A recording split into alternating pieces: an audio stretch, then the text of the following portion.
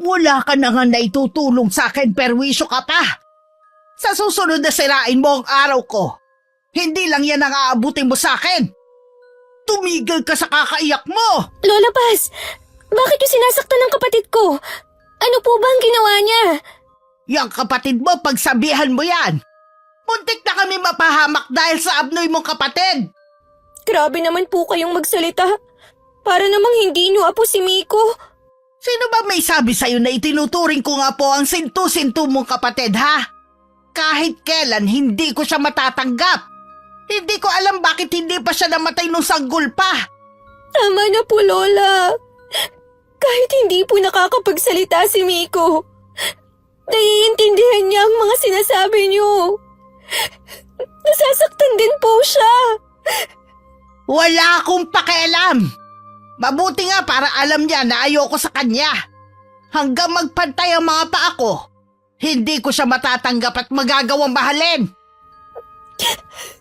Ganyan niyo po ba kami kinamumuhian, Lola? Kahit na ganyan niyo kami tratuhin, nire-respeto at mahal po namin kayo. Akala mo ba mapapalambot mo ang puso ko sa mga sinabi mo? Hindi kahit kailan. Ang mabuti pa, dalhin mo na lang ang kapatid mo sa kamalig. Wala siyang hapunan ngayon. Dahil siya ang dahilan ng pagkatalo ko sa sugal. Mula pa nun, malas na talaga ang dala nyo. Ang karaniwang ugali daw ng isang lola ay mapagmahal, mapag-alaga at handang magbigay ng pagkain o yakap sa mga apo. Mahigpit man pero may malambing na paraan. Kabaliktaran ng nararanasan namin ng kapatid ko sa lola namin. Na mula bata pa lang kamay na bakal na ang ipinaparana sa amin. Magandang araw, Miss Gwen, at sa lahat ng nakikinig sa araw na ito. Ako po si Angela, 32 anyos, dalaga at tubong Iloilo. Gusto ko pong magbahagi ng karanasan ko tungkol sa malupit kong lola na nagpalaki sa amin na nag-iisa kong kapatid. Angela! Nasaan ka? Nandito po ako sa may poso, Lola. Naglalaba po kasi ako. Palandi ka talaga!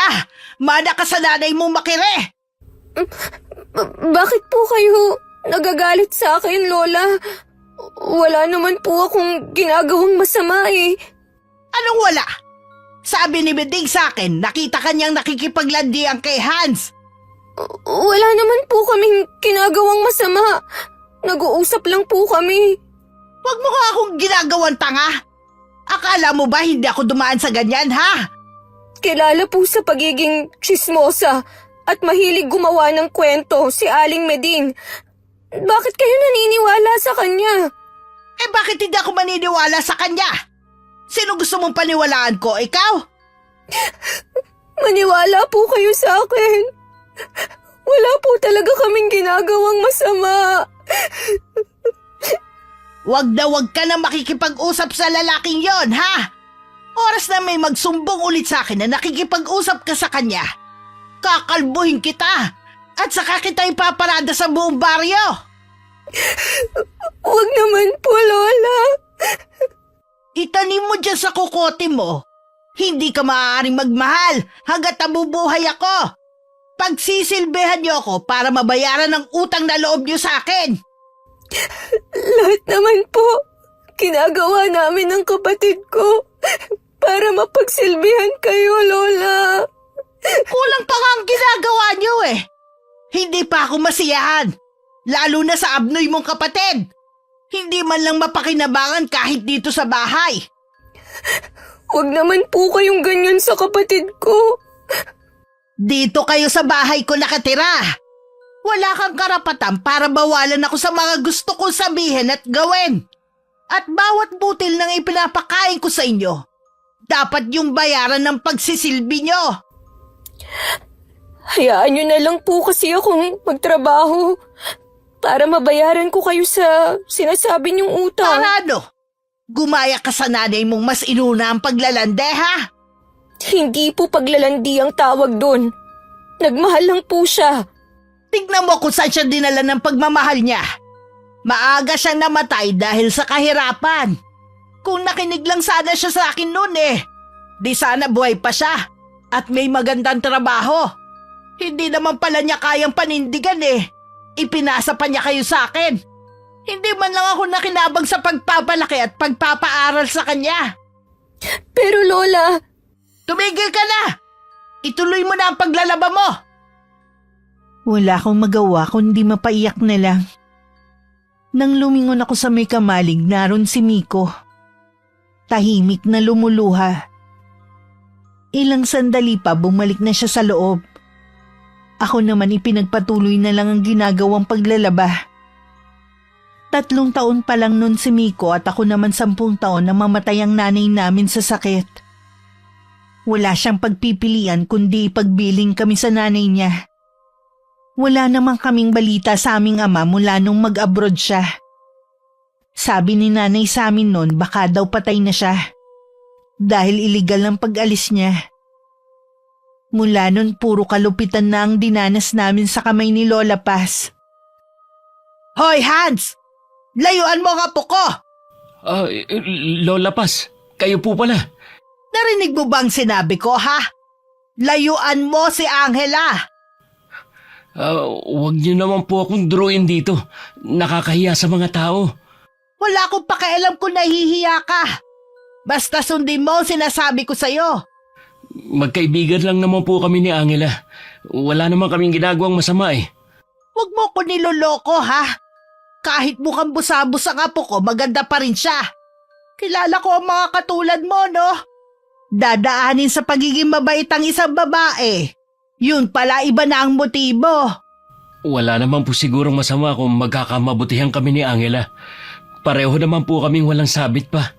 Hindi pwedeng pumasok sa isang relasyon si Angela. Nakatakda na ang kapalaran niya. At yun ang pagsilbihan ako. Kaya ikaw, lumayo-layo ka sa kanya. Sino po ba kayo para magtakda ng kapalaran ng isang tao? May sariling buhay si Angela. Hayaan niyo siyang gawin kung anong magpapasaya sa kanya. Malaki ang utang na loob sa akin ni Angela at ng kapatid niya. Kailangan muna nila yun bayaran. Wala siyang karapatang maging masaya habang ako matagal nang nagdusa dahil sa ginawa ng nanay nila. Wala pong kasalanan ng magkapatid sa kung ano man ang ginawa ng nanay nila. Ibang klase rin kayong lola. Naniningil sa pagpapalaki sa kanila. Ha! Wala akong pakialam sa opinyon mo. Basta layuan mo ang apo ko dahil kung hindi, pagsisisihan mo kung bakit hindi mo ako sinunod. Hindi po ako natatakot sa inyo.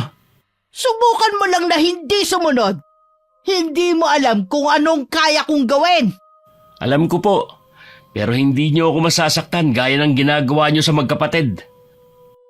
Iniwanan pa ng nagbabantang tingin ni Lola Paz ang kaibigan ko bago naglakad palayo.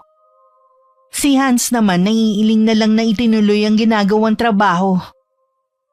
Isa siyang helper sa ginagawang bahay sa lugar nila. Na ang may-ari dating OFW. Nagpupuyos naman ang kalooban ni Lola. Noon lang kasi may taong nakipagtitigan sa kanya ng ganun. Nararamdaman niya na magiging hadlang sa kanya ang binata balang araw. Kaya kailangan niyang gumawa ng paraan para mawala siya sa landas namin. Isang mahabang buntong hininga ang pinakawalan niya bago kinuha ang isang lumang baol na matagal nang nakatago. Hans! Ay, papatayin mo ba ako sa takot, ha? Nakakatawa itsura mo. Para ka nakakita ng multo Ganon ha? Diyan ka na nga. Inaabala mo ko Uy, teka. Masyado ka naman seryoso Huwag ka namang magalit. Sino ba naman ang hindi magagalit? Nagtago ka sa likod ng puno. Tapos manggugulat ka. Tapos tatawa. Pasensya ka na. Hindi ko naman alam na magagalit ka Patawarin mo na ako. Sige na naman. Oo na. Pinapatawad na kita. Basta, wag mo na lang uulitin ha. Inaabala mo ko Saan ka ba pupunta? Sa kabilang barangay. Doon ko susubukan na maglako ng kakanin. Baka sakaling maubos ang paninda ko. Kahapon kasi ang daming natira Kaya ba may mga pasaka na naman? Sinaktan na naman kayo ni Lola Paz? Hindi lang yun. Hindi na naman kami naghapunan ni Miko dahil hindi ako nakaubos ng paninda. Ang sama talaga ng lola nyo. Hindi ba niya alam na masamang ginugutom ang kapatid mo dahil sa kondisyon niya? Kapag kasi pinapaliwanagan ko si Lola, lalo niya kaming sinasaktang magkapatid. Hindi siya tumatanggap ng anumang paliwanag. Bakit hindi na lang kasi kayo umalis sa poder niya? Nasa hustong gulang ka na naman eh. Madali lang yang sabihin. Alam mo na wala kaming mapupuntahang magkapatid eh. Nagpapasalamat pa rin ako dahil meron kaming bubong na nasisilungan ni Miko.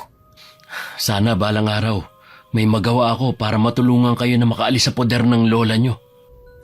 Hindi naman ako nawawalan ng pag-asa na balang araw makakawala rin kami sa kalupitan ni Lola Paz. Mabuti pa, samahan na kita sa paglalako mo. Malayo rin ang kabilang barangay, tapos lalakarin mo lang. Baka naman makaabala ako sa'yo. Wala ka bang trabaho ngayon? Wala, araw ng pahinga ko ngayon. Ako na magdadala ng bilao mo. Siguro makakabuti kung umuwi ka na lang. Baka kasi may makakita ulit sa atin eh.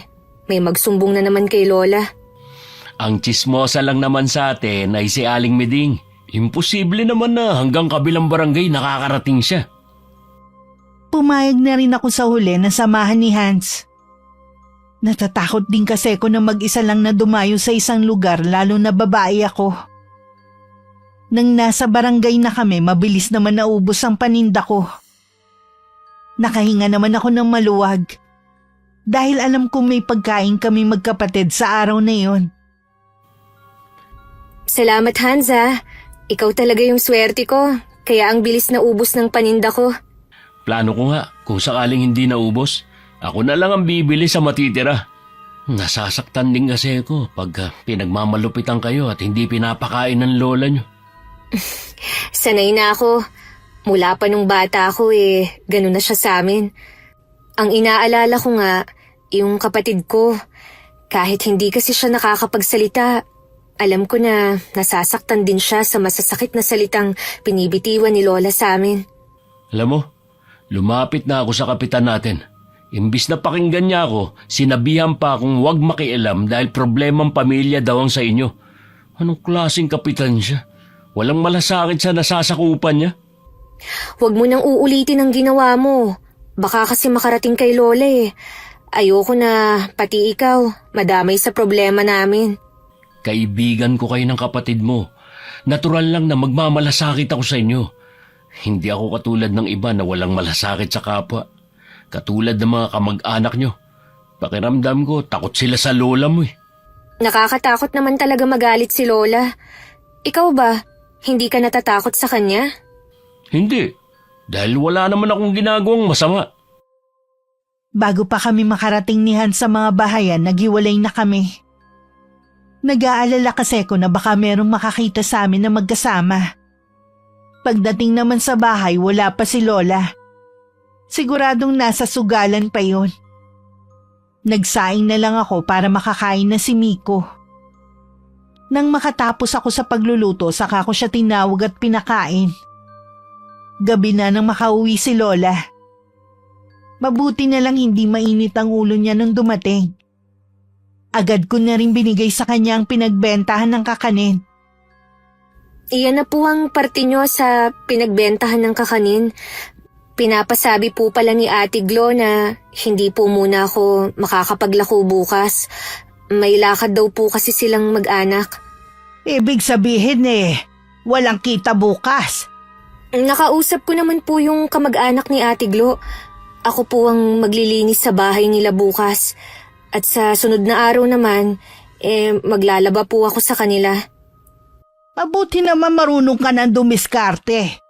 Akala ko pati ikaw magiging pabigat din sa akin Lola, meron po sana akong gustong sabihin sa inyo. Kung pera, wala akong maibibigay. Hindi po pera ang kailangan ko. Ipagpapaalam ko lang po sana na kung pwedeng ilabas ko po si Miko kapag wala na po akong ginagawa. Ano? Ilalabas mo na naman ang kapatid mo?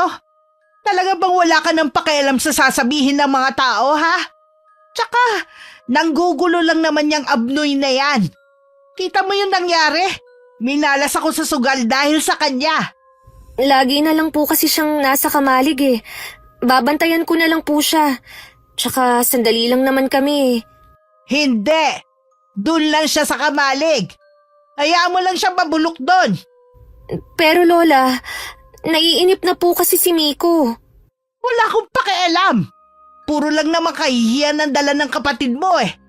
Kita mo, mula nang hindi siya nakakalabas, hindi na siya pinag-uusapan ng mga taga rito. Hindi naman po tama na habang buhay nyo na lang siyang ikukulong dito. Tumigil ka na nga. Huwag mo nang painitin ang ulo ko. Total na ibigay mo na ang pera, umalis ka na sa harapan ko.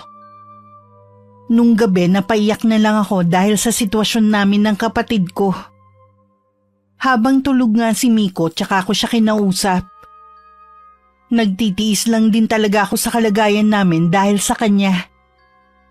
Hindi ko kasi alam ang mundo sa labas. Baka mas lalo kami mapahamak kung aalis kami sa poder ni Lola.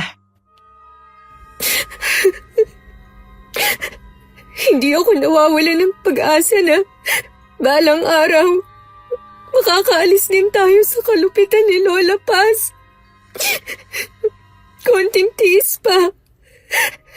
Paririnig din ng Diyos ang mga hinaing ko sa Kanya.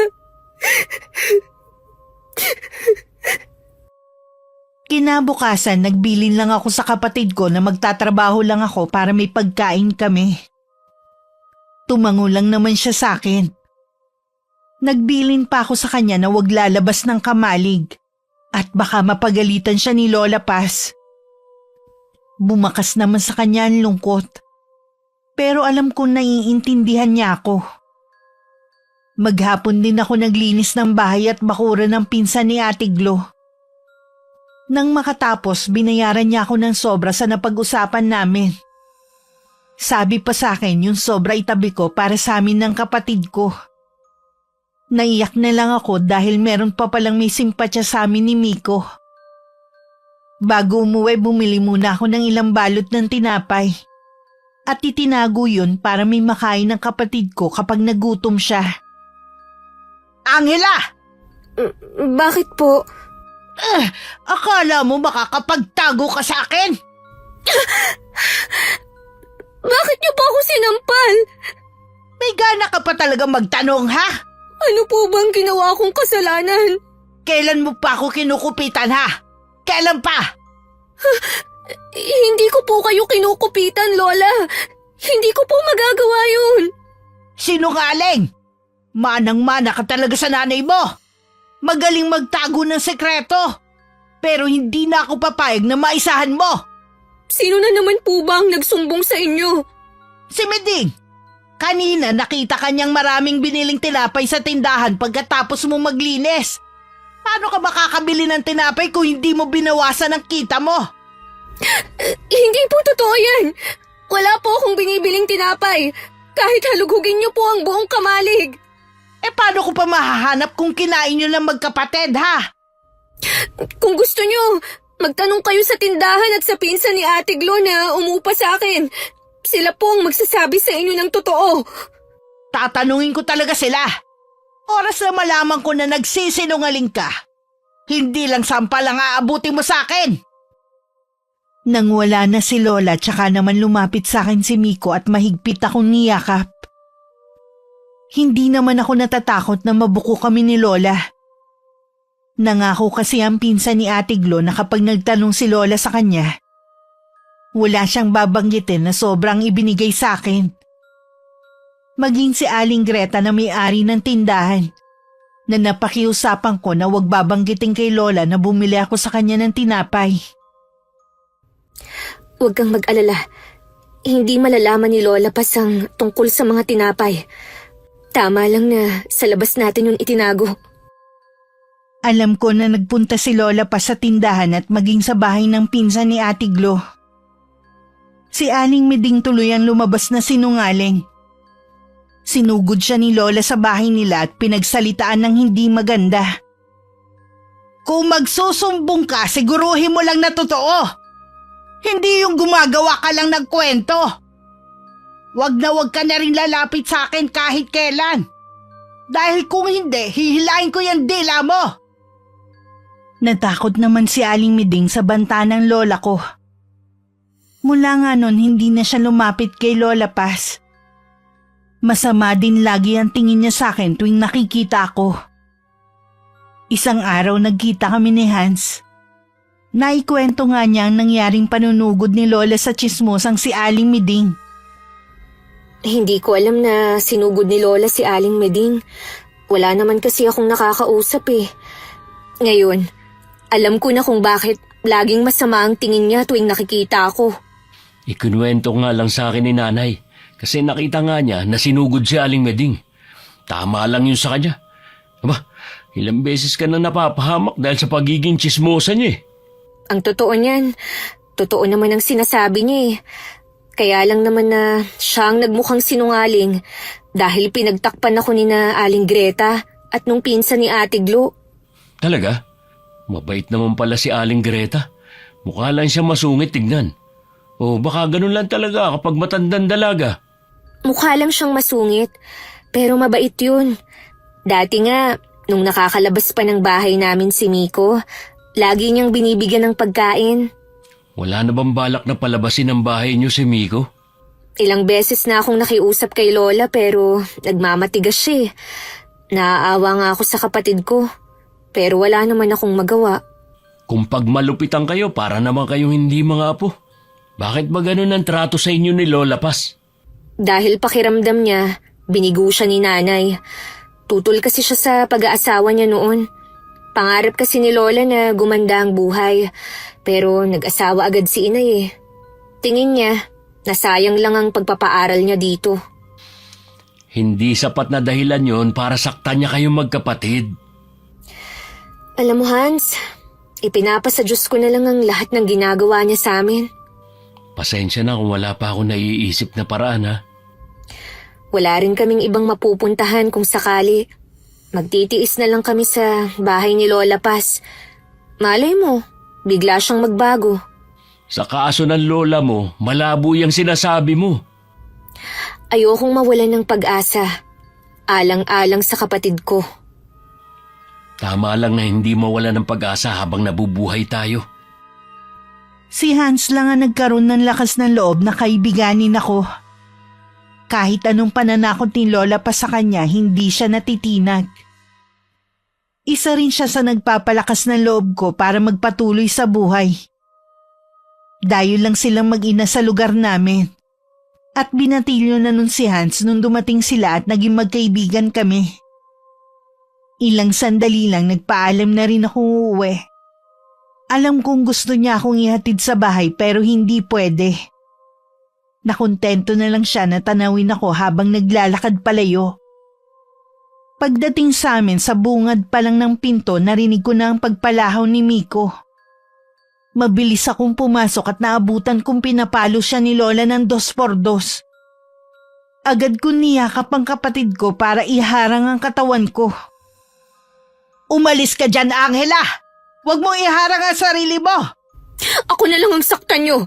Huwag na ang kapatid ko. Alam mo bang ginawa ng kapatid mo, ha? Nahuli kong nagnanakaw ng kanin sa kusina. Yun lang po ang ginawa ng kapatid ko. Pero halos patayin niyo na siya sa palo. Anong parang yun lang? Baka sa susunod, hindi lang kanin ang nakawin yan. Kanina pa pong umaga kami hindi kumakain ng kapatid ko.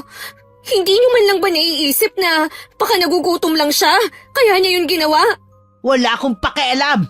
Basta wag na siyang papasok dito sa pamamahay ko. Mula ngayon, hindi na siya pwedeng kumain. Maghintay siya kung may matitirang pagkain. Kung wala, pasensya yung kapatid mo. Wala po kayong karapatan na pagbawalan siyang kumain. Baka nakakalimutan niyo. Ako po ang naghahanap buhay sa bahay na to. At kayo, walang alam gawin kundi ang magsugal. Sumasagot ka na rin, ha? Gusto mo rin ba masaktan? Wala naman kayong alam gawin, kundi saktan kami, kahit sa maliit na pagkakamali. Aba, palabang ka na ngayon na. Sino ang pinagmamalaki mo, ha? Si Hans ba? Tinuturuan ka ba ng binatang yun na labanan ako? Wala pong kinalaman si Hans dito. Napupuno na lang din ako sa inyo. Wala kayong kasing sama. Ganon ha, masama pala. Ipapakita ko sa'yo kung gaano ako kasama.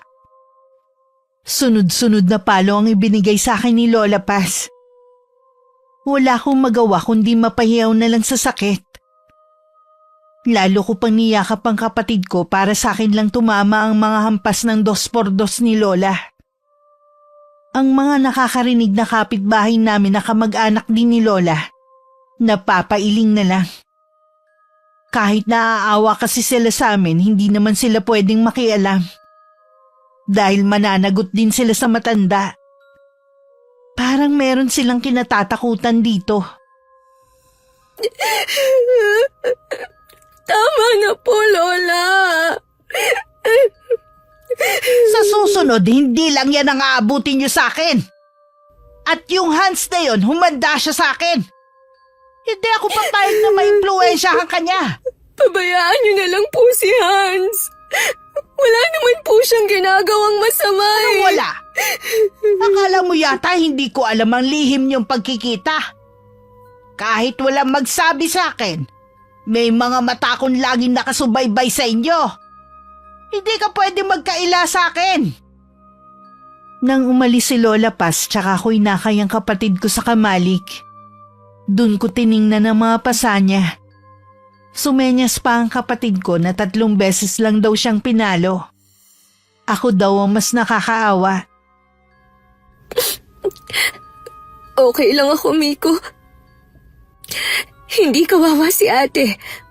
Basta maprotektahan lang kita. Huwag ka na ulit kukuha ng kanin sa kusina, ha? Gagawa na lang ako ng paraan para makapagtago ulit tayo ng mga tinapay. Ayoko na saktan ka ulit ni Lola Paz. Tumango naman si Miko at yumakap pa sa akin. Dahil wala namang kaming gamot, tiniis na lang namin ang sakit ng mga latay sa katawan namin. Kinabukasan, kahit hirap sa paglalakad, naglako pa rin ako ng kakanin. Pero sa baryo lang namin. Hindi ko pa kasi kayang lumakad ng malayo. Dahil sa lalim ng iniisip ko, hindi ko na malayang nasa tapat na ako ng bahay ni na Hans. Sandali ako napahinto. Nang akma namang aalis na ako, tsaka naman lumabas si Hans at lumapit sa akin. Kailangan ko na kasing umalis. Kailangan pang maipaubos to. Teka lang naman, huwag ka munang umalis. Ano yung mga pasa sa braso mo? Sinaktan ka na naman ba ng lola mo? Oo, kami ng kapatid ko. Iniwan ko nga siya na may sinat eh. Gusto ko sana siyang bantayan muna. Kaya lang, mananagot ako kay Lola Paz kung hindi ako kikita ngayon. Kaya hayaan mo na akong umalis. Marami pa akong paninda. Bibiling ko na lang yung paninda mo para maaga ka makauwi ngayon. Bibigyan na rin kita ng paracetamol para kay Miko. Lagi kasing meron nun dito sa bahay. Nakakahiya naman sa'yo. Sobra na ang ginagawa kong pang-aabala sa'yo. Huwag ka na mahiya. Magkaibigan tayo. At ako lang ang pwede mong malapitan. Maraming salamat ah. Balang araw, makakabayad din ako sa'yo. Hindi naman ako naniningil sa mga nagawa kong tulong ah. Halika na muna sa loob ng bahay. Alam ko, nagugutom ka na rin. Nakakahiya naman sa nanay mo. Mabait ang nanay ko. Tahimik lang kasi siya lagi, kaya napagkakamalang suplada. Tsaka wala siya rito ngayon. Mamaya pa ang uwi niya. Nag-aalangan man pero pumasok na rin ako sa loob ng bahay nila. Pinaghanda pa ako ng pagkain ni Hans at nagbalot pa siya para sa kapatid ko. Nang makita na hindi lang ako sa braso may latay, pati rin sa binte dahilan ng paika-ika kong lakad, napahinga na lang siya ng malalim. Hans, ayoko na pati ikaw. Madamay sa galit ni Lola Paz.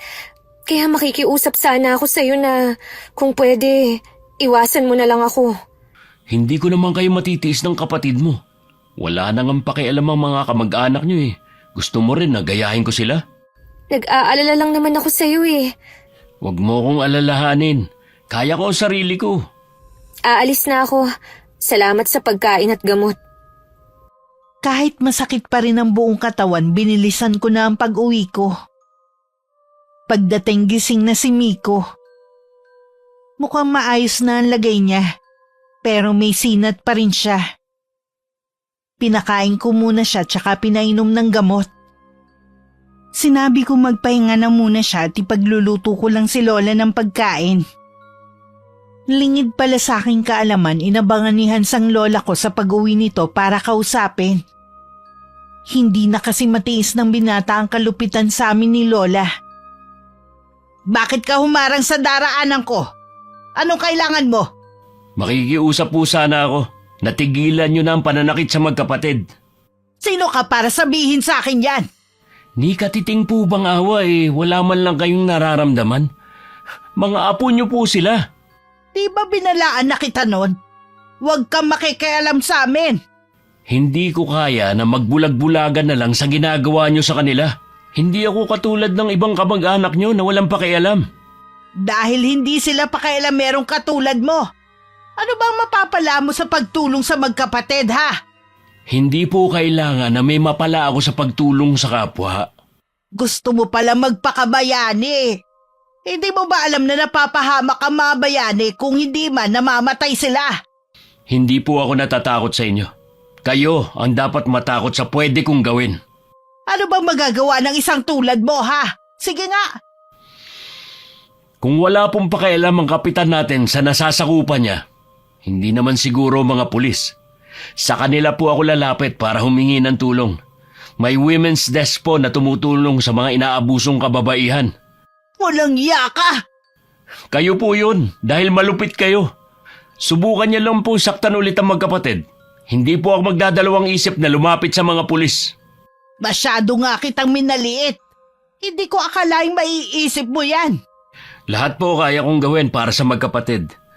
Kaya kung ako sa inyo, magbago na kayo. Konting panahon na lang naman ang natitira sa inyo. Piliin nyo na pong magpakabuti. Hindi ikaw ang magdidikta sa akin sa dapat kong gawin. Magbabayad ka sa akin ng mahal sa pakikialam mong to. Hindi naman sineryoso ni Hans ang banta ng lola ko. Hindi naman kasi siya natatakot dito. Mas nag-aalala siya sa amin ng kapatid ko na baka pag-uwi nito saktan na naman kami. Hindi na talaga siya magdadalawang isip na magsumbong sa otoridad. Pagdating sa amin, naabutan ako ni Lola Paz na naglilinis ng bahay. Bahagya lang niya akong sinulyapan bago tumuloy sa kanyang silid. Na tanging makapal na kurtina lang ang nagsisilbing tabing. Kapag ganun si Lola, alam kong hindi maganda ang mood niya. Binilisan ko na lang ang paglilinis para makabalik na sa kamalig. Anong sabi mo? Kinausap mo si Aling Paz. Di ba sabi ko sa'yo huwag kang makialam sa problema nila? Hindi ko na po kasi napigilan Kung makikita niyo sana mga pasa sa katawan ni Angela. Halos hindi na siya makalakad pero naglalako pa rin siya para lang may maibigay sa lola niya na pansusugal lang naman. Naaawa din ako sa magkapatid. Pero si Angela lang ang makakagawa ng paraan para makatakas sa kalupitan ng kanilang lola. Wala pong lakas ng loob si Angela na labanan ng lola niya. Lalo na iniisip niya ang kapatid niya na may sakit. Alam ko gusto mo lang makatulong sa kaibigan mo. Pero anak, dayo lang tayo sa lugar na to. Ayoko lang na bandang huli ikaw ang mapapasama. Hindi po yan mangyayari. Sa tingin ko naman natakot si Lola pa sa banta ko na magsusumbong ako sa otoridad kapag hindi pa niya tinigilan ang pananakit sa magkapatid. Sana nga iho. Hindi nga ako makapaniwalang may ganun palang kalupit na tao Ako nga rin po Akala ko sa mga nababasa ko lang may ganung tao. Mangako ka sa akin na huling beses mo nang kakausapin si Aling Paz. Opo, Nay. Pero sana, huwag niyo akong pagbawalan na tulungan si Angela. Ako lang po ang kaibigan niya at maaasahan. Hindi kita pagbabawalan sa bagay na yan. Ang gusto ko lang iwasan mo ang kanyang lola. Huwag niyo pong sabihin na natatakot din kayo sa kanya katulad ng ibang tao. Hindi ako natatakot sa kanya pero sa pwede niyang gawin sa'yo. Mabuti na rin na umiwas tayo sa gulo para hindi tayo pag-initan. Kaya sumunod ka na lang sa akin, ha? Opo, Nay. Pasensya na kayo kung pinag-alala ko kayo. Kapansin-pansin ang pagiging tahimik ni Lola Paz nitong mga nagdaang araw. Palagi rin siyang nasa bahay at nagkukulong sa kanyang silid. Kinakabahan man sa kakaibang ikinikilos nito, nagpapasalamat naman ako na hindi niya kami pinagbubuhatan ng kamay. Masungit pa rin naman siya kapag kinakausap kami. Pero hindi na rin niya kami pinagdadamutan ng pagkain. Sa dami ng ginagawa ko, hindi ko na malayang 2 linggo ko na palang hindi nakikita si Hans. Hindi ko naman siya nakakasalubong. Nahihiyaman, naglakas loob ako nang puntahan siya sa kanila. Baka kasi may sakit siya kaya hindi ko nakikita. Pagdating sa kanila, siya mismo ang nagbukas ng pinto. Pagkakita sa kanya, hindi ko maitago ang pagkagulat. Hans, anong nangyari sa'yo? Nagkasakit ka ba? Ilang araw na kasing masama ang pakiramdam ko. Kumusta ka na? Ayos lang naman. Nag-aalala kasi ako sa'yo eh. Kaya pumunta na ako rito. Salamat sa pagdalaw ha. Nasaan ang nanay mo? 1 linggo na siyang wala. May dinalaw na kamag-anak naming may sakit. May iniinom ka bang gamot? Oo, tableta at saka yung herbal ni nanay. Sana dumating na ang nanay mo para may makasama ka na rito. Mahirap kasi yung mag-isa ka lang tapos masama pa ang pakiramdam mo. Salamat sa pag-aalala mo. Pero ayos lang naman ako. Baka bukas nandito na rin si nanay. Maiba nga pala ako. Kumusta kayo ng kapatid mo? Sinasaktan pa ba kayo ng lola nyo? Ayun, masungit pa rin siya sa amin. Pero hindi na niya kami sinasaktan. Tsaka, hindi ko na rin pinapapasok si Miko sa bahay ni Lola para hindi na siya mapagalitan. Kahit ganun ang kondisyon ng kapatid ko, madali naman siyang makaintindi. Mabuti naman kung ganun. Gusto ko na maging matapang ka. Hindi kasi sa lahat ng oras nasa tabi mo ko para tulungan ka. Anong ibig mong sabihin? Aalis ka ba? Hindi ako aalis. Ang ibig ko lang sabihin, maging matapang ka na umalis sa poder ng lola mo. Ilang beses ko na yung naiisip eh. Lalo na kapag naaalala ko kung paano maltratuhin ni Lola ang kapatid ko. Kaya lang, saan kami pupunta? Gusto mo bang makipagsapalaran sa Maynila? Maynila? Di ba malayo yun? Oo, doon hindi na kayo masusundan ng lola mo. Makakapagbagong buhay kayo doon. Buong buhay ko, dito lang sa baryo umikot ang buhay namin ng kapatid ko. Hindi ko alam kung kakayanin ko bang mamuhay sa malayo. Kailangan mong maging matatag para sa kapatid mo. Tutulungan namin kayo ni nanay. May alam kami kung saan mo pwedeng iwan si Miko at makakapagtrabaho ka pa. Hayaan mo, pag-iisipan ko ang sinabi mo. Hanggang makauwi, laman ng isip ko ang mga napag-usapan namin ni Hans. Magkahalo ang nararamdaman ko ng mga sandaling yun. Naghahangad din ako na mabago ang buhay namin ni Miko. Tama nga siguro ang kaibigan ko. Kailangan namin makalayo kay Lola Paz. At baka sa Maynila nga kami makakapagbagong buhay. Habang kumakain nga kami ni Miko, binanggit ko sa kanya ang Maynila. Nakita ko ang kislap ng kasiyahan sa mga mata niya. Mukhang gusto rin niyang makarating doon. Mag-iipon lang ng lakas ng loob si ate.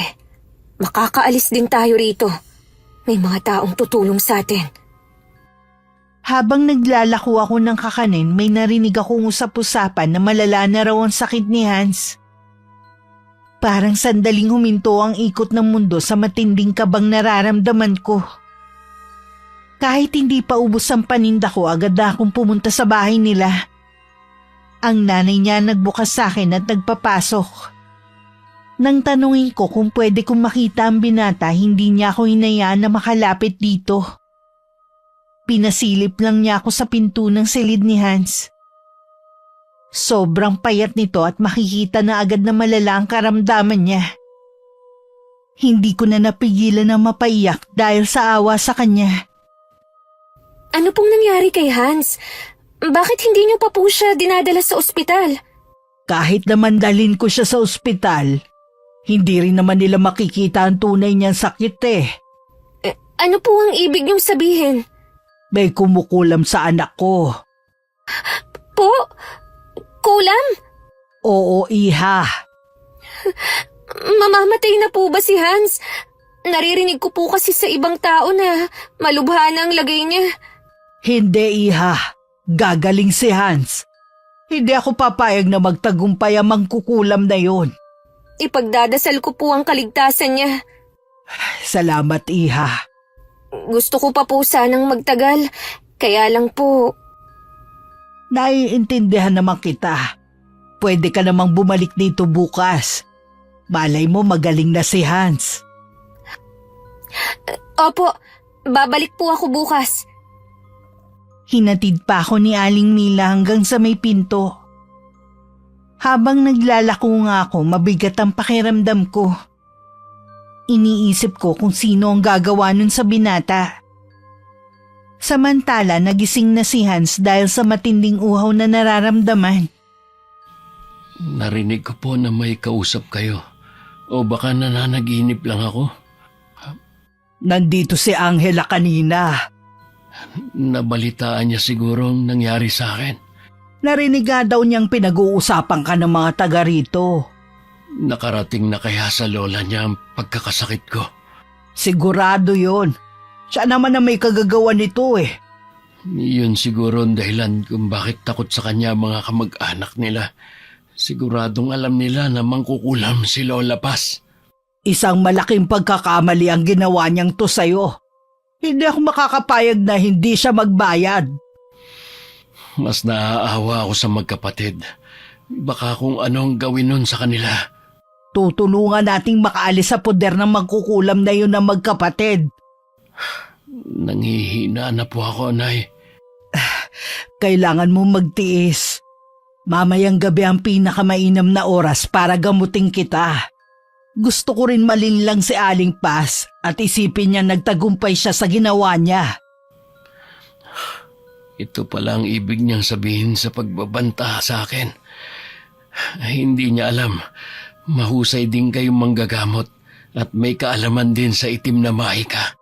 Akala ko pa naman sa pagtira natin sa lugar na to, hindi ko na magagamit ang kaalaman ko sa kulam. Sadya talaga ibang plano ng Panginoon sa pagtira natin dito. Kakaiba ang saya ni Lola Paz nang dumating. Siguro nanalo sa sugal kaya masaya siya. Sa sobrang tuwa niya, sinabihan niya kaming sabayan siya sa paghahapunan. Aligaga naman akong sumunod sa kanya. Noong una ayaw ng kapatid ko pero napilit ko rin. Alam niyo ba na may sakit ngayon si Hans? Sabi naghihingalo na daw ang binatang yun eh. Iyon po ba ang dahilan kung bakit kayo masaya ngayon? Oo, sa wakas kasi wala nang makikialam sa atin. Hindi naman po yata tama na maging masaya kayo habang merong nagdurusa. Wala akong pakialam sa opinyon mo. Nakikisalo kayo ngayon sa akin. Ibig sabihin, nakikisaya kayo. Hindi naman po namin alam na ito ang dahilan nyo kung bakit nyo kami pinasalo sa hapunan. Magpasalamat na lang kayo. Kumakain kayo ngayon ng hindi tira-tira. Ngayon lang to, bukas doon na ulit kayo sa kamalig.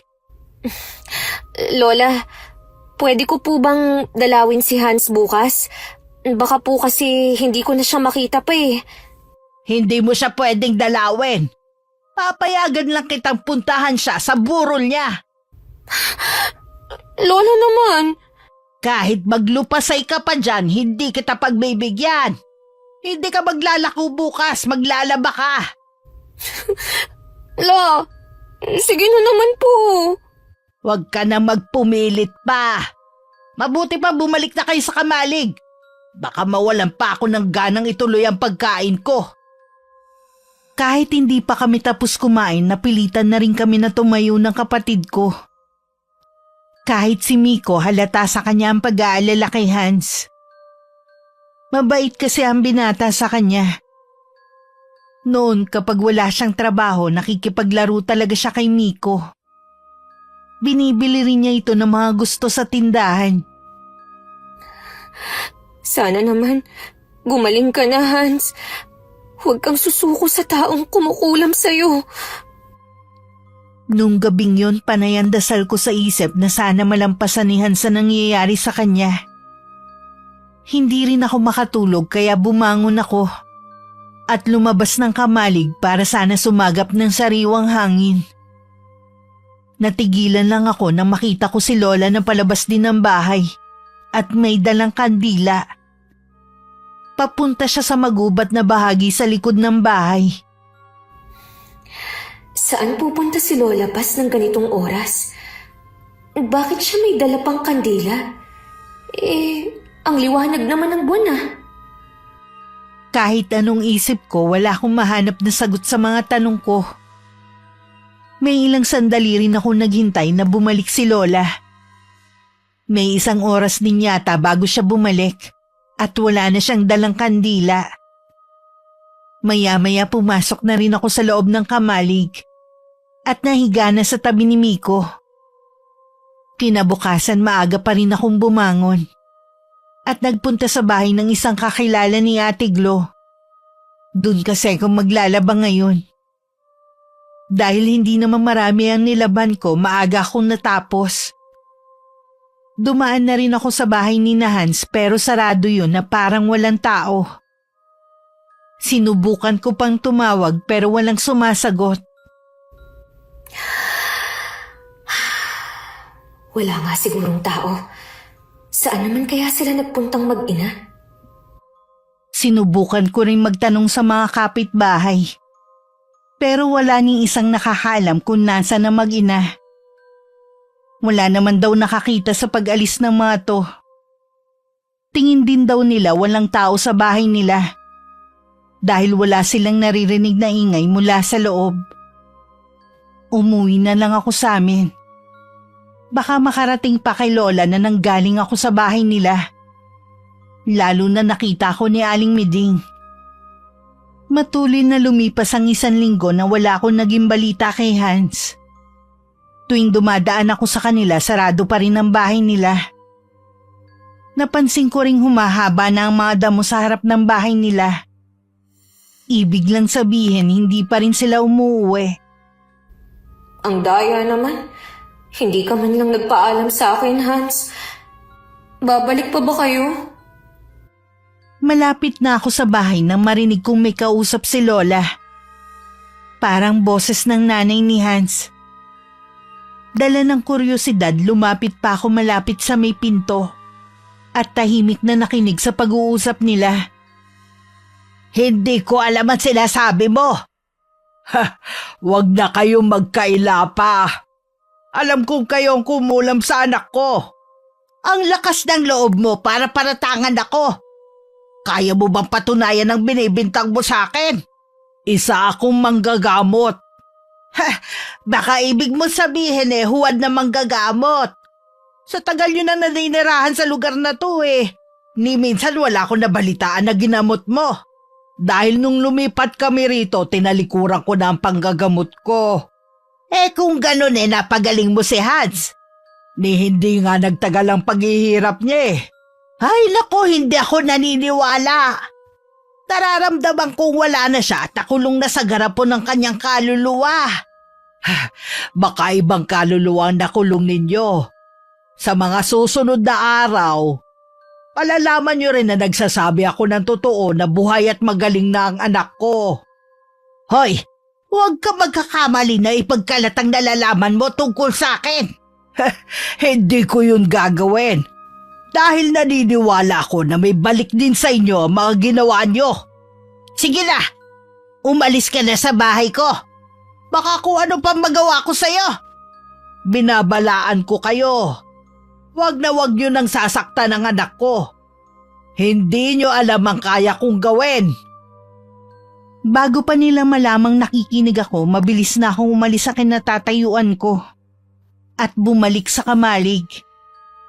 Inayos ko muna ang sarili ko bago ako pumasok sa kusina at inabot ang kinita ko ng araw na yun. Naghanda na rin ako ng hapunan namin. Nakikita mo ba ang kaibigan mong si Hans? Hindi po, Lola. Matagal ko na nga siyang hindi nakikita eh. Nag-aalala na nga ako eh. Baka nga namatay na ang binatang yon at tinatago lang ng kanyang ina. Huwag naman po sana. Mabait naman si Hans eh. Kalimutan mo na ang taong yon, ha? Ang kumita ng pera na lang ang intindihin mo. Hindi na sapat ang binibigay mo sa akin. Wala naman po akong mapapasukang iba dito sa atin. Nakakahiya naman na magtaas ako ng singil. Pwes gawin mong dalawang trabaho mo sa isang araw para mas malaki ang maibigay mo sa akin. Susubukan ko po na makapaghanap pa ng ibang trabaho. Mabuti naman madali ka ng kausap ngayon.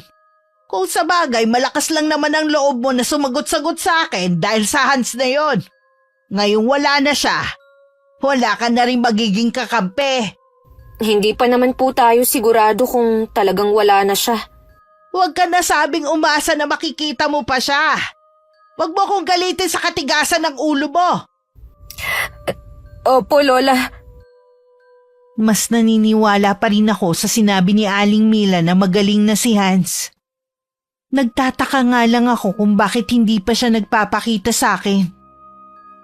Nang sumunod na mga araw, bumalik na naman sa pagiging mapanakit sa amin si Lola.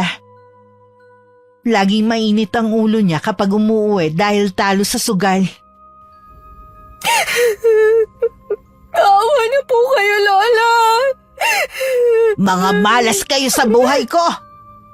Mula sa nanay niyo hanggang sa inyo, hindi man lang ako nakaranas ng swerte. Hayaan niyo na lang po kami na makaalis. Kasi naman po sinasaktan niyo kami ng kapatid ko. Hindi kayo aalis sa punder ko. Nakalimutan niyo na babayaran niyo ang bawat sentimo na pinakain ko sa inyo. Wala po kayong karapatang pabayarin sa amin ang kinakain namin. Ako po ang naghahanap buhay para makakain tayo araw-araw. Sumasagot ka pa ah. Halika nga rito. Bitiwan niyo po ako, Lola. Saan niyo ako dadalhin? Tuturuan kita ng leksyon sa palagi mong pagsagot-sagot sa akin. Wala kang respeto. Manang-mana ka sa nanay mo. Kinuha ni Lola ang malaking gunting sa kusina at yun ang ginamit niya para kalbuhin ako. Umiiyak naman na pinigilan siya ni Miko. Pero malakas lang siyang itinulak ni Lola. Huwag kang makialam! Dahil kung hindi, malilintikan ka rin! Pareho kayong malas ng ate mo! Giginawa lang siguro ang buhay ko kapag pareho na kayong wala! Tama na po, Lola Paz! Maawa na kayo sa akin! Alam mo na noon pa, wala na akong awa sa inyong magkapatid. Tingnan ko lang kung meron ka pang may pagmamalaki pagkatapos ng gagawin ko sa iyo. Halos wala nang natirang buhok sa ulo ko. At tumutulo pa ang dugo mula sa mga sugat na natamo sa gunting na ginamit ni Lola. Kumuha naman ng damit si Miko at pinunasan ang dugo ko sa ulo. Salamat, Miko, ha? Huwag ka nang umiyak. Okay lang naman si ate eh. Ilang buwan lang, hahaba na rin ang buhok ko. Tuwing naglalako ako, pinagtitinginan ako ng mga tao. Yung iba natatawa sa itsura ko. Ang ilan naman naaawa sa akin. Alam kasi nila kung sino ang dahilan kung bakit ako kalbo.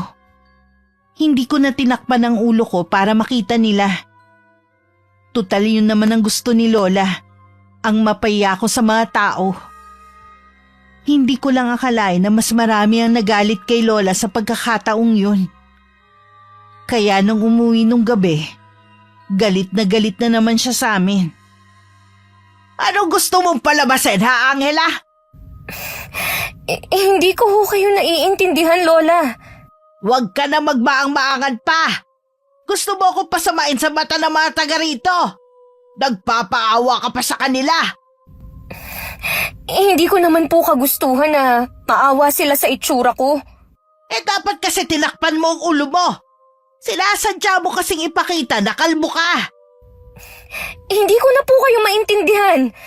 Pagkatapos niyo akong kalbuhin, ayaw niyo namang malaman ng ibang tao. Kung ayaw niyo palang napapahiya kayo, tumigil na kayo sa pagmamalupit sa amin. Walang yaka talaga. Walang utang na loob. Tama na po, Lola. Tigilan niyo na po ang pagsampal sa akin. Hindi kita titigilan hanggat hindi na mamagaya mukha mo. Mas matindi ka pa sa nanay mo. Dahil sa itsura ko, ilang araw din akong hindi muna pinayagan ni Lola Paz na lumabas ng bahay.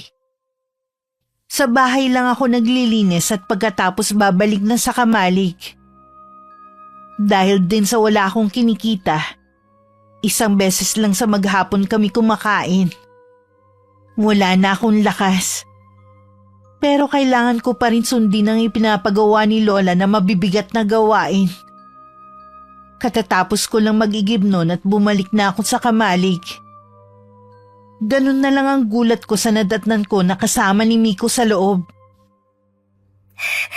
Hans! Hans! Ikaw nga! Buhay ka! Pasensya ka na kung ngayon lang ako nagpakita. Doon kasi ako sa bahay ng tiyuhin ko nagpagaling. Tapos binigyan naman niya ako ng trabaho. Kaya matagal bago ako nakabalik dito sa atin. Ano nangyari sa'yo? Yan ba ang dahilan kung bakit hindi ka naglalako? Sobra na ang ginagawa ni Lola Paz sa amin. Akala ko pa naman nagbago na siya kahit papano. Kasi bago ako magkasakit, hindi niya na ako sinasaktan. Mabuti pa. Umalis ka na. Baka mahuli ka pa ni Lola Paz. Mamaya pa yun uuwi. Nakita ko siya nagsusugal. Siya nga pala. Nagdala ako ng mga pagkain para sa inyo. Salamat Mula kasi nung hindi na ako makapaghanap buhay, isang beses na lang kami kung pakainin ng Lola. Kumain ka na muna. Alam ko nagugutom ka na. Ilang araw na nga kaming nagtitiis sa gutom Alam ko.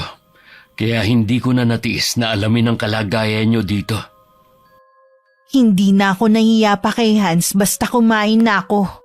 Sunod-sunod ang naging pagsubo ko. At wala na akong pakialam kung magmukha akong patay gutom. Sa likod ng isip ko gagante ko sa pagmamalupit sa amin ni Lola. Napupuno na kasi ng galit ang puso ko sa kalupitan niya sa amin. Hans, paano ba kita mababayaran sa mga kabutihan mo sa amin? Sabi ko naman sa'yo, hindi ako naghihintay ng kapalit sa mga nagawa kong tulong. Gusto ko nang umalis dito. Pagod na ako. Tutulungan ko kayo. Maghahanap ako ng pwede mong pasukan na kasama ang kapatid mo. Ayoko na mamatay kami dito nang hindi man lang nasisilayan ng kapatid ko ang labas. Ayokong tumatak sa isipan niya ang pangit naming karanasan. Naiintindihan ko naman. O paano? Malapit nang dumilim. Baka umuwi na ang lola mo. Bago umalis si Hans, inaabutan pa niya ako ng maliit na halaga. Itinago ko rin ang pagkain na ibinigay niya sa lugar na hindi makikita ni Lola. Kitang-kita ko ang saya sa mukha ng kapatid ko. Dahil sa mga pagkain na dala ni Hans at sa laruan na bigay nito. Ilang sandali pa nagpaalam lang ako sa kanya na papasok sa bahay ni Lola at ipagluluto to ng hapunan. Lola, nandito na po pala kayo. Bakit parang nakakita ka ng multo dyan? Akala ko po kasi mamaya pa kayo uuwi. Magsasaing na ho ako. Isang gatang lang ang isaing mo. Yun lang para sa akin, bukas na lang kayo kumain. Opo, Lola. Maglako ka na pala bukas para makakain na kayo. Ubus na rin kasi ang budget natin dito sa bahay Baka matuwa ka sa ibabalita ko sa'yo. Kanina may nakakita kay Hans sa tindahan. Buhay nga talaga ang taong yun. Talaga po? Baka naman sa sobrang tuwa mo makipagkita ka sa lalaking yon.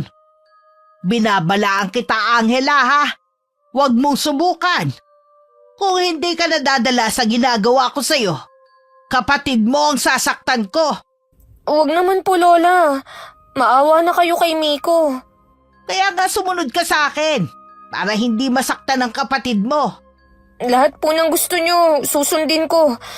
Huwag nyo lang pong sasaktan si Miko. Mabuti naman at malinaw sa'yo.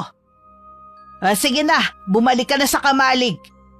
Ako na lang ang magbabantay sa sinaing at magluluto ng ulam ko.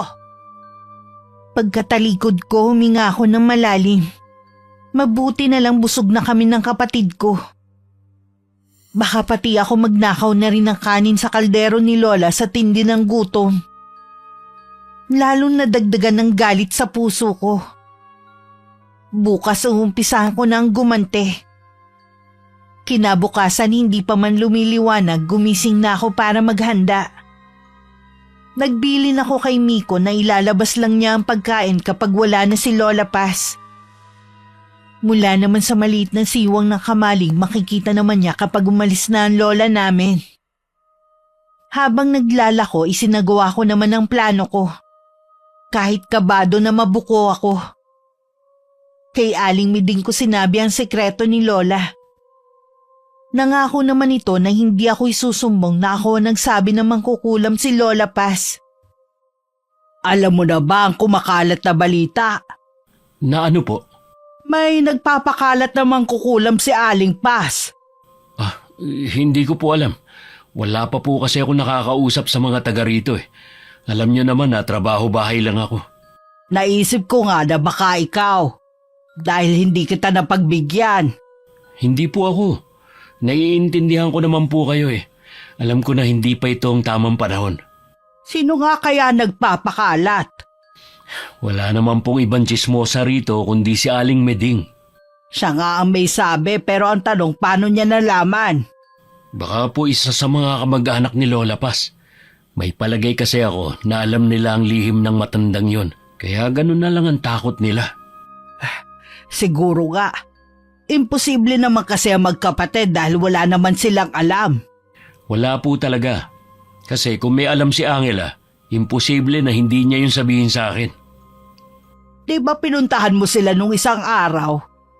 Kumusta na sila? Palala ng palala ang ginagawa sa kanila ng lola nila.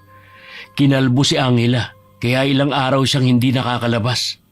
Totoo palang narinig kong usap-usapan sa may tapat ng tindahan na ginawa sa kanya ni Aling Paz. Sobrang sama talaga ng lola nila. Kung pwede ko nga lang nakunin na magkapatid at dito na patirahin sa atin, ginawa ko na. Hindi sa lahat ng oras kailangan awa ang pairalin. Baka imbes na makatulong sa kanila, magdulot pa yun ng kapahamakan. Hindi na po kasi ako makapaghintay kung kailan natin sila matutulungan. Sabi ko naman sa'yo, may tamang oras para dyan. Huwag ka maiinip. Nakarating naman kay Lola Paz ang kumakalat na balita tungkol sa kanya. Mula sa kamalig, naririnig namin ang pagwawala niya. Hindi ko tuloy maiwasang kabahan na sa amin niya ibunton ng galit niya. Sinabihan ko naman si Miko na oras na saktan kami ni Lola. Tumakas na siya at pumunta sa bahay ni Hans. Makalipas nga ang ilang sandali, tumahimik na sa buong bahay. Hindi kami lumalabas ni Miko sa kamalig. Gabi na rin naman siguradong wala nang iuutos ang lola namin. Kaya ganun na lang ang gulat ko nang biglang pumasok si Lola sa kamalig. Lola, may kailangan po ba kayo? Alam mo ba ang tungkol sa kumakalat sa akin, ha? Na kayo raw po mangkukulam? Alam mo ba kung sino nagpapakalat nun? Hindi ko ho alam.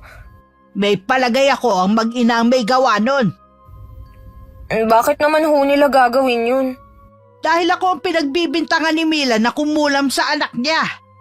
Hindi naman po tayo sigurado kung sila nga ang may gawa Oras na malaman ko kung sino ang nasa likod ng pagpapakalat ng mapanirang chismis na yon. Humanda siya sa akin. Anong gagawin niyo kapag nalaman niyo kung sino ang nasa likod ng nagpapakalat ng chismis? Huwag mo nang alamin pa. Matulog na kayo. Hindi ko napansin na kanina pa pala ako nagpipigil ng paghinga. Nang sulyapan ko si Miko, bakas din sa kanya ang takot. dahil sa biglang pagpasok ni Lola sa tinutulugan namin. Nang mga sumunod na araw, hindi pa rin nalaman ni Lola Paz. Sa takot marahil ni Aling Miding, nalaman na lang namin na umalis na siya kasama ang buong pamilya niya sa lugar namin. Hindi na rin napigilan ni Lola na kumprontahin ng mag-ina.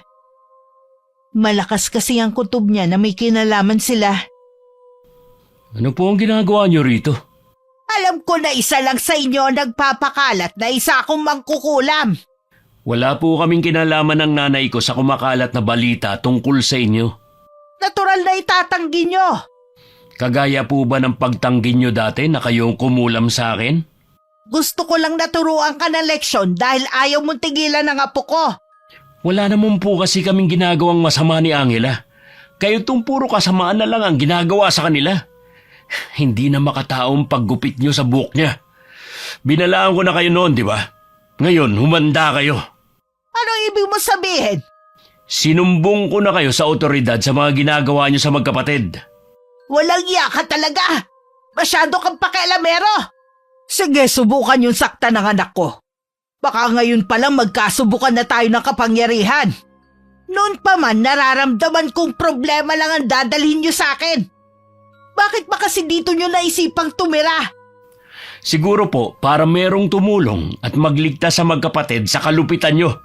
Magbabayad kayong mag-ina. Ay, mabuti naman umalis na siya. Grabe talagang lumalabas sa bibig niya. Kahit ano ang gawin natin, hindi siya natatakot. Malaki ang bilib niya sa kapangyarihan na meron siya. Alam ko po mas malakas kayo sa kanya. May alam kayo sa itim na mahika, pero ginagamit niyo lang sa kabutihan. Yon ang lamang niyo sa kanya. Kahit kailan, hindi nagtatagumpay ang kasamaan laban sa kabutihan. Tama ka, anak. Kabado si Lola Paz na baka nga may dumating ng mga pulis sa bahay namin. Kaya agad niya akong inutusan kung ano ang mga dapat kong sabihin. Ginawa niyang panakot sa akin ng kapatid ko para sumunod ako sa kanya. Nang may mga dumating nga para mag-inspeksyon sa bahay namin, ginawa ko lahat ng ipinapagawa ni Lola. Nalaman kong si Hans pa lang nagsumbong sa mga pulis tungkol sa pagmamaltrato sa amin ni Lola. Kung hindi ko lang iniisip ang kapakanan ng kapatid ko, sasabihin ko lahat ng ginagawang kalupitan sa amin ng lola namin. Akala siguro na mag-inang yun, maiisahan na nila ako. Huwag niyo na pong sasaktan si Miko. May trauma na po siya sa inyo. Hindi ko siya sasaktan basta sumunod ka lang sa akin. Ginagawa ko naman po lahat ng gusto niyo kahit noon pa eh. Dapat lang. Dahil kulang pa ang mga ginagawa niyo para makabayad. Isama niyo na ang utang na loob ng nanay niyo noon. Siguro po, kung hindi kami iniwan ni nanay sa inyo, mas maayos ang buhay namin ngayon. Nagkamali siya na ipagkatiwala kami sa inyo. Magsisi ka man ngayon, hindi mo na maibabalik ang nakaraan. Mabubulok na kayo magkapatid dito. Hindi po ako nawawalan ng pag-asa na balang araw, magbabago pa ang takbo ng buhay namin. Sige lang, mangarap ka hanggat gusto mo. Libre naman yan eh. Sa totoo lang, parang gusto ko na lang tanggapin ang kapalaran naming magkapatid. Hindi lang katawang lupa ko ang pagod na. Maging ang puso't isipan ko. Nawawalan na rin ako ng pag-asa. Na isang araw pakikinggan rin ng Panginoon ang mga hinaing ko sa Kanya.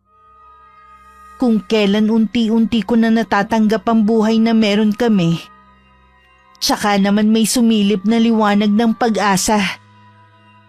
Pauwi na ako galing sa paglalako nang biglang humarang sa daraanan ko si Hans. Humanda na kayo ng kapatid mo. Itatakas ko na kayo. Talaga? Sa Maynila ba kami pupunta ng kapatid ko? Oo, hindi na kayo maaabot ng lola mo doon. Ako mismo maghahatid sa inyo para masiguro ang kaligtasan nyo.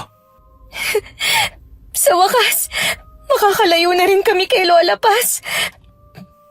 Alam mo Hans, sa totoo lang, nawawalan na ako ng pag-asa.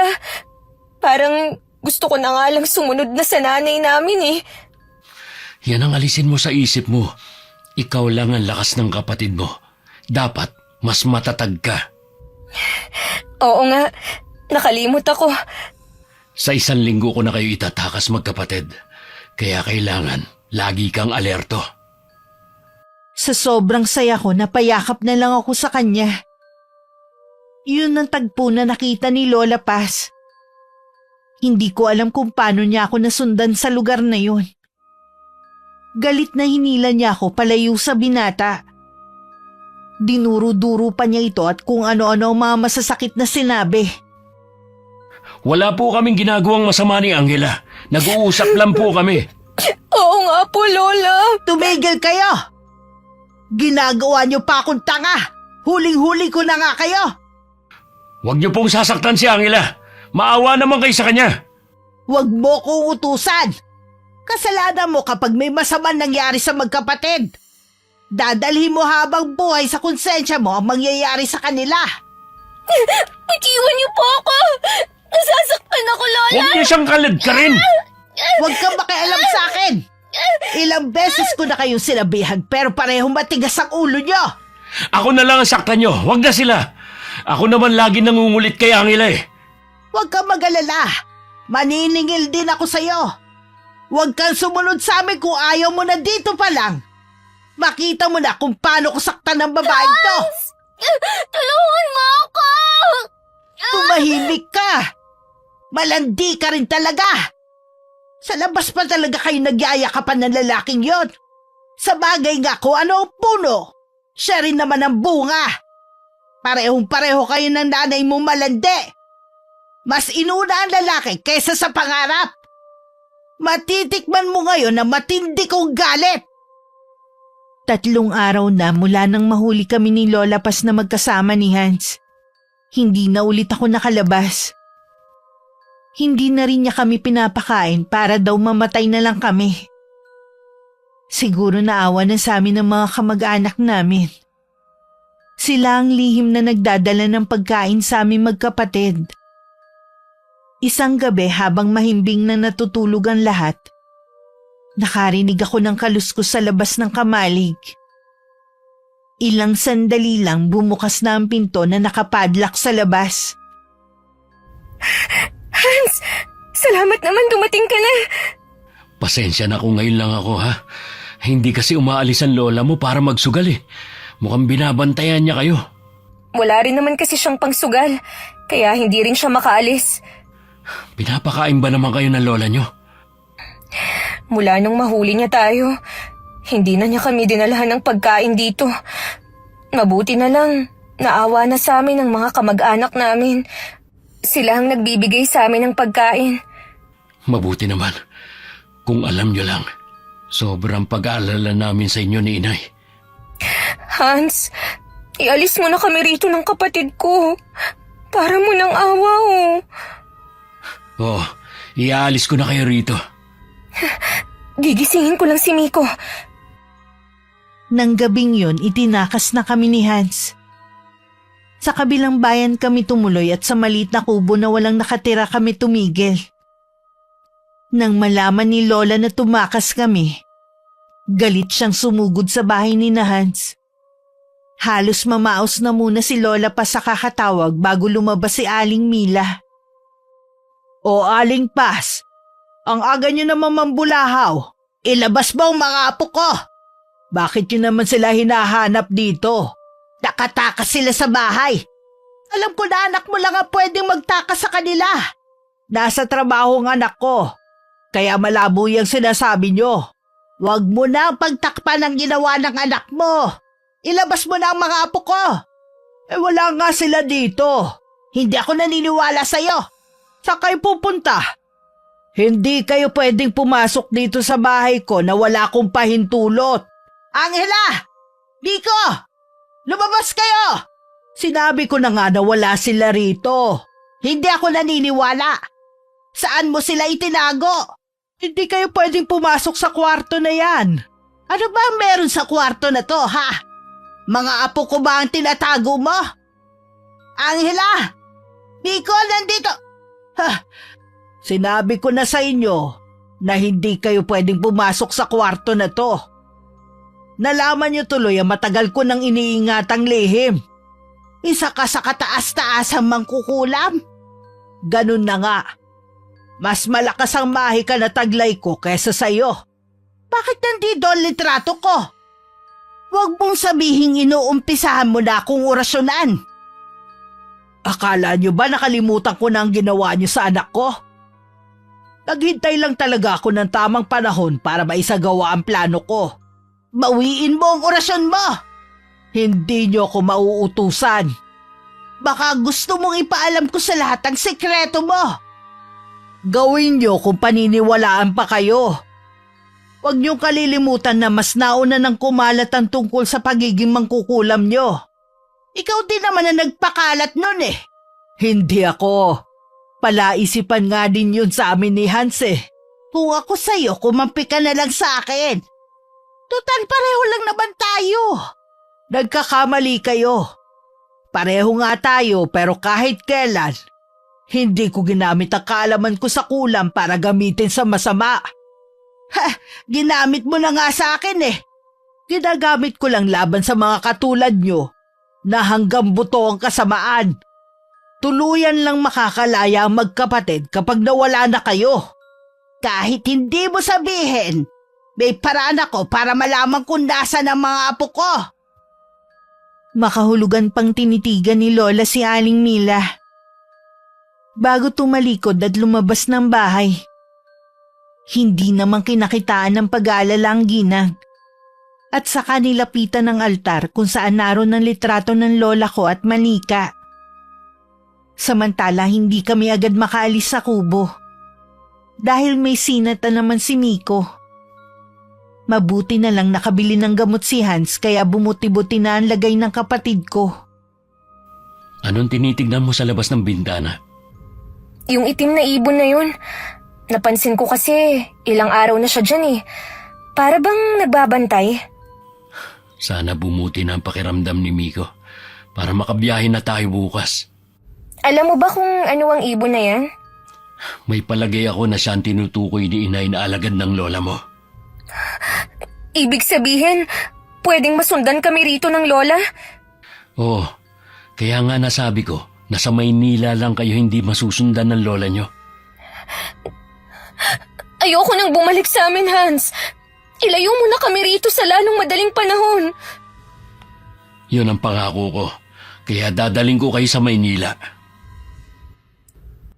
Buong buhay namin naranasan ang impyerno. Ayoko nang balikan ng ganong buhay.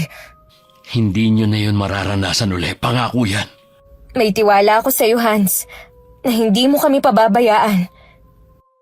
Nang gabing yun panay ang dasal ko na gumaling na si Miko.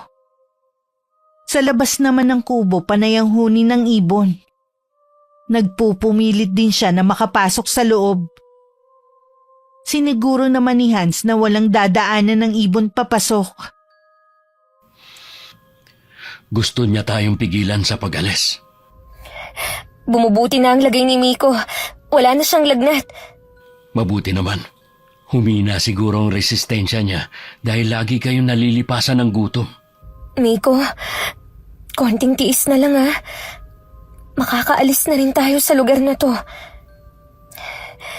Hindi mo na mararanasan ng magutom at makulong sa kamalig. Magagawa mo na lahat ng gusto mo sa pupuntahan natin. Parang narinig naman ni Miko ang mga sinabi ko. Minulat niya ang mga mata niya at ngumiti sa akin. Napaiyak na lang ako dahil alam kong lumalaban din siya para sa kalayaan namin kay Lola. Mag-uumaga na nun nang tumigil ang ibon sa paggawa nito ng ingay. Habang lulan nga kami ng sasakyan, nakabuntot pa rin ang ibon. Pero nang nasa pantalan na kami, bigla na lang itong nawala. Dun lang ako nakahinga na maluwag. Ano? Yun pala ang plano nila? Hindi nila ako pwedeng iwang mag-isa. Kailangan ko kayo mga apo ko. Bumalik kayo rito. Paano na ako? Sino na mag-aalaga sa akin kapag uugod-ugod na ako? Pagdating namin sa Maynila, ipinasok ko ang kapatid ko sa isang ampunan na nangangalaga sa mga katulad niya na may special needs na pag-aari ng NGO. Tinuturuan ng mga tulad nilang mag-aral at matuto ng iba't ibang gawain na makakatulong sa kanila. Ako naman pumasok na kasambahay sa isang mayamang pamilya na hindi ako tinuturing na iba. Isang beses sa isang linggo dinadalaw ko si Miko. Na sa sandaling panahon malaki na agad ang pinagbago. Matuloy na lumipas ang 3 taon. Utang ko lahat kay Hans ang pagbabago sa buhay namin ng kapatid ko. Sa wakas na ibigay ko na rin kay Miko ang buhay na nararapat sa kanya. Halos hindi na kita nakilala. Tumaba ka kasi. 3 taon ba naman tayong hindi nagkita eh. Ang laki na rin ng ipinagbago mo. Kaya pala ako nandito para imbitahan ka sa kasal namin ng girlfriend ko. Sa baryo natin gaganapin. Natutuwa ako para sa'yo dahil nahanap mo na rin ang babaeng makakasama mo habang buhay. Kaya lang, nag-aalangan ako na bumalik sa atin eh. Kung iniisip mo si Lola Paz, siguro ito na ang panahon para harapin mo ang bangungot ng nakaraan. Matanda na siya at nag-iisa sa buhay. Nung umalis kayo, hindi na rin siya inintindi ng mga kamag-anak nyo. Matagal na rin siya nagdurusa dahil sa kulam na iginawad ng nanay ko. Tanging ang pagkikita nyo lang ang makakaputol sa paghihirap niya. Hindi ko nga lang makakasama si Miko kung sakali. Alam ko na masaya na ang kapatid mo. Hayaan na lang natin siya. Sige, uuwi ako sa atin para dumalo sa kasal mo at para makita si Lola. Alam ko na pinatapang ka na ng panahon, kaya maaharap mo na ang lola mo. 2 araw bago ang kasal, umuwi ako sa amin. Sa loob ng 3 taon, marami na rin ang nagbago, maliban sa mga taong nakatira. Kahit kinakabahan, lakas loob kong pinuntahan si Lola Paz ng mag-isa.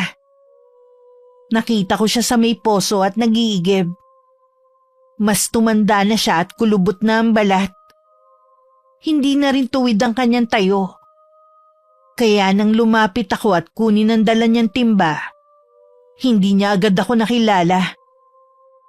Hindi ko kailangan ng tulong mo! Lola Paz? Kilala ko ang boses mo. Ikaw ba yan, Angela? Ako nga po. Apo ko! Lumapit ka sa akin. Hayaan mo ba yakap kita? Nandito po ako, Lola. Salamat naman at bumalik ka na. Sayang hindi na kita makikita pa. Hindi na po ba kayo nakakakita? 3 taon na rin, Iha. Tuwing umiiyak ako, imbes na mga luha ang mga lumalabas, mga maliliit na uod ang lumalabas sa mga mata ko. Mula noon, unti-unti nang lumabo ang paningin ko hanggang sa tuluyan na ako mabulag. Ako na po ang magbubuhat ng mga timba nyo. Kasama mo ba si Miko? Hindi po, Lola. Ako lang pong mag-isa ang bumalik. Sa kamalig na pala ako nakatira. Kung saan kayo ilang taong nanirahan. Ano po ang nangyari sa bahay nyo? Iba na ang nagmamay-ari ng bahay ko. Sinamantala ng mga kaanak natin ang pagkabulag ko. Ibinenta nila at kinuha ang perang pinagbilhan. Napakasama naman nila para gawin yun sa inyo. Naniniwala ako na wala pa ring tatalo sa kasamaan ko sa inyo noon. Sana mapatawad ninyo ko, Apo. Yun lang ang hinihintay ko para matapos na ang paghihirap ko. Matagal ko na po kayong pinatawad. Ganon din po si Miko. Kung may babalik ko lang sana ang nakaraan, magiging mabuti ako sa inyo bilang lola. Lagi talagang nasa huli ang pagsisisi. Nandito na po ako, La. Pwede naman po tayong magsimula uli. Gusto ko na magsimula ka ng bagong buhay sa lugar na pinili mo. Malayo sa lugar na to na puro hindi magaganda ang alaala. Patawarin mo ko kung ako mismo ang nagbigay sa inyo ng pangit na alaala. Kalimutan na po natin ang nakaraan, La. Ngayon ko lalong napagtanto kung gaano kabuti ang puso mo. Ang hiling ko lang, Sana sa huling sandali ng buhay ko nasa tabi kita. Hindi po ako aalis sa tabi niyo. Salamat, Apo. Pinagbigyan mo ko. Ilang araw pagkatapos ng pagkikita namin ni Lola Paz nang hina na siya. Hanggang maratay na lang sa higaan. Kung ano-ano na rin ang nakikita niya. At ayaw niya akong mawala sa tabi niya. Sa ilang araw na yun, wala man lang sumilip sa kanya na kaanak namin. Naaamoy ko na naman ang kandilang yun. Alam ko, ilang araw na lang susunduin na ako ng lolo mo. Madalas ko na kasing maamoy ang paborito niyang pabango nung nabubuhay pa siya. Wala naman po akong naaamoy na kandila sa paligid at amoy pabango. Dahil hindi mo pa oras kaya wala ka naaamoy. Magpahinga na lang po kayo. Malapit na po kasing mag-umaga. Ikaw ang dapat magpahinga, iha. Ilang gabi ka ng puyat dahil sa pagbabantay sa akin. Huwag niyo po akong alalahanin. Nakakatulog naman po ako sa araw. Kapag nagkita kami ng lolo at nanay mo, sasabihin ko sa kanila kung gaano kakabait na ate sa kapatid mo. Sa kabila ng kalupitang dinanas mo, nagawa mo pa rin akong patawarin at alagaan. Dahil sa ilang gabi ng puyat, hindi ko alam na makakatulog ako. Nang magising ako, wala na si Lola. Basa ng dugo ang dibdib niya at buong higaan. Sa bibig niya may mga lumalabas na mga ipis, alupihan at mga uod. Tama nga ang sinasabi nila. Ang kamatayan parang magnanakaw, na basta na lang dumarating at umaalis na hindi namamalayan. Kay Hans ako nun humingi ng tulong para mailibing na maayos si Lola sa tabi ng puntod ni Inay. Nakakalungkot dahil ni isang kaanak, wala man lang nag-abalang sumama sa paghahatid sa huling hantungan kay Lola Paz. Pakisabi sa nanay mo na hindi ako galit sa kanya sa ginawa niya kay Lola Paz. Pasensya ka na rin pala. Hindi ako nakapunta sa kasal mo. Ayos lang. Naiintindihan naman kita. Ngayon na ba ang balik mo sa Maynila? Oo. Kailangan ko na kasing bumalik sa trabaho ko eh. Hindi man lang ako nakabawi sa mga kabutihan mo sa akin. Kung gusto mo makabawi sa akin, ngayon pa lang, pumayag ka ng maging ninang na magiging anak namin ni Luella. Oo ba? Sabihan mo lang ako. Mag-iingat ka sa biyahe mo. Sana mahanap mo rin ang taong magmamahal sa'yo at sasamahan ka habang buhay. May 10 taon na ako naninirahan dito sa Maynila. Mula nang mamatay si Lola Paz, hindi pa ako nakakauwi sa probinsya namin. Nawalan na rin ako ng komunikasyon kay Hans. Mas pinili ko na rin na wag nang mag-asawa at talagaan na lang ang kapatid ko. Masaya at kontento naman ako sa buhay na meron ako, Miss Gwen. Hindi man ganun kadali ang pinagdaanan naming magkapatid sa mapanakit naming lola. Mas pinili ko pa rin magpatawad at magpakita ng kabutihan sa kanya sa nalalabi niyang sandali sa mundo. Dahil ang pagpapatawad ay hindi paglimot, kundi paglaya sa sarili. Wakas.